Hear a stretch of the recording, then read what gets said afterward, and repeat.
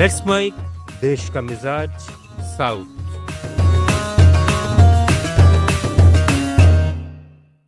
देश का मिजाज खबरें दक्षिण भारत से।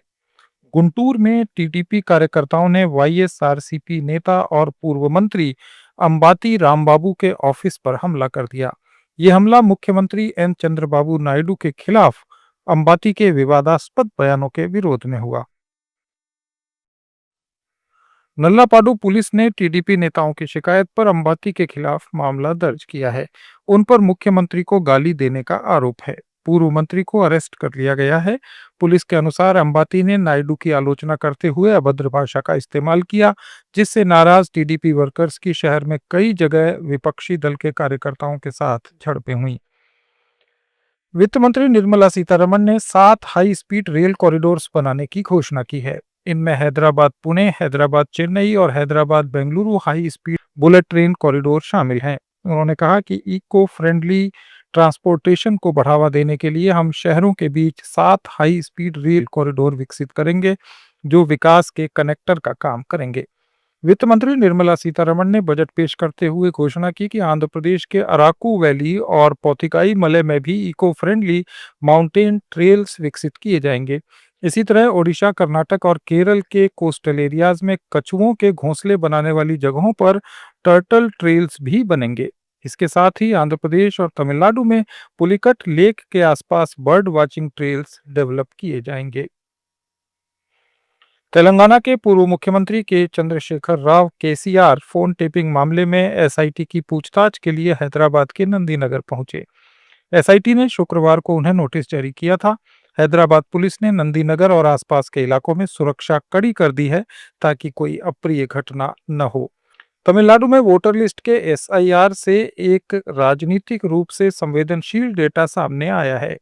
ये डेटा विधानसभा चुनाव से पहले पार्टियों की बूथ स्तर की संगठन क्षमता को उजागर कर रहा है। सत्तारूढ़ डीएमके इस डेटा का इस्तेमाल अपने सहयोगी दलों पर दबाव बनाने के लिए कर रही है। डीएमके अपने सहयोगियों को बता रही है कि उसकी जमीनी स्तर पर कैडर ताकत कितनी है। ऐसे में सीटों का बंटवारा उनकी बूथ की ताकत के हिसाब से होना चाहिए।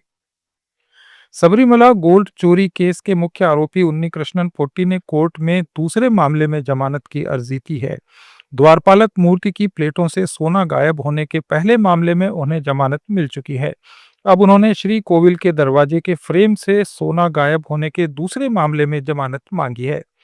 उन्नीकृष्णन पोट्टी ने कोल्लम विजिलेंस कोर्ट में यह अर्जी दी। इसमें उनकी गिरफ्तारी के 90 दिन बीत जाने के बाद भी एसआईटी की ओर से चार्जशीट दाखिल न किए जाने को जमानत का आधार बनाया गया है। इस मामले पर कोर्ट में कल सुनवाई होगी। केरल कांग्रेस जोसेफ की हाई पावर कमेटी ने अगले विधानसभा चुनाव में कांग्रेस की सीटों में कटौती की अफवाहों को खारिज करते हुए फैसला किया है कि 2021 में लड़ी गई 10 सीटों में से कोई भी नहीं छोड़ी जाएगी। कोट्टायम में पार्टी मुख्यालय पर हुई कमेटी की बैठक में तय किया गया कि उम्मीदवारों का चयन जीत की संभावना के आधार पर होगा। पार्टी अध्यक्ष पीजे जोसेफ ने कमेटी को भरोसा दिलाया कि पार्टी सभी 10 सीटों पर कायम रहेगी।